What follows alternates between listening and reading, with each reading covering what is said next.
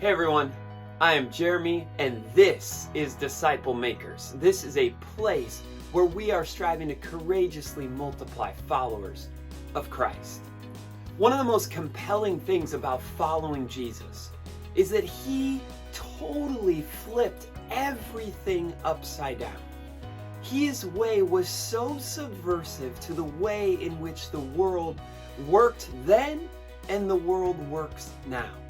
See, Jesus was king. He was king of all kings. But he came not to grab power as typical kings did. He came not to expand his territory. He came not to be the king sitting on a throne ordering people what to do. But Jesus said these wild things. Like, I came not to be served, but to serve.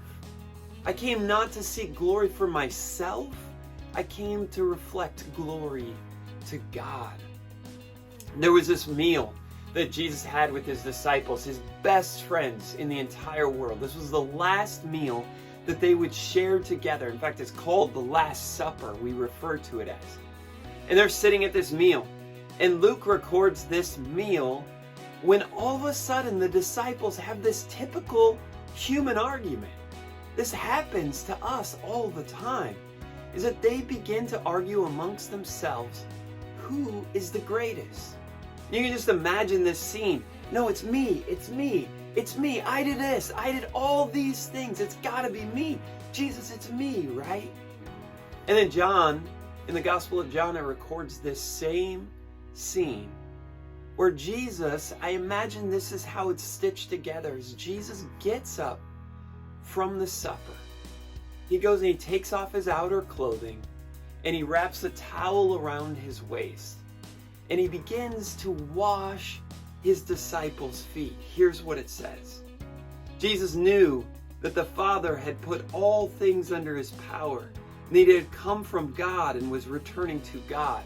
So he got up from the meal, took off his outer clothing, and wrapped a towel around his waist. After that, he poured water into a basin and began to wash his disciples' feet, drying them with the towel that was wrapped around them. You just imagine how disgusting, how lowly, the act of service, the act of servitude that the King of all kings, that Jesus did on behalf of his disciples, his friends. He lowered himself to do the thing that was reserved for the people on the lowest of the low of the system that was in place. Jesus did that. He humbled himself in that way. And then it says, and this is for you and for me, as we're striving to be a disciple of Jesus, as we're striving to live this out, that it is not about us getting what we want. It is not about us getting things to go the way we want them to go. To follow Jesus' example, to be disciples of Jesus, this is what he says to his disciples.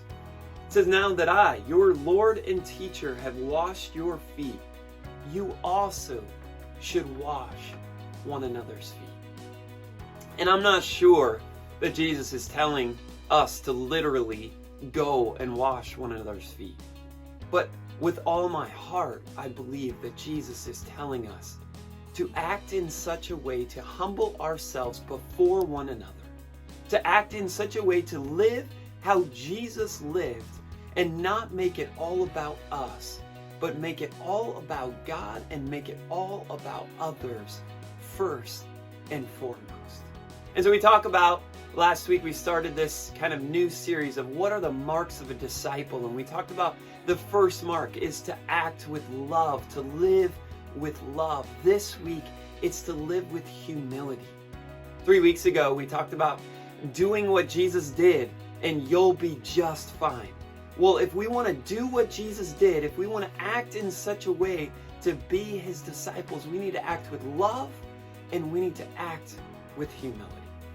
And so this week, rather than our tendency to let it be all about ourselves, look for an opportunity to serve one another.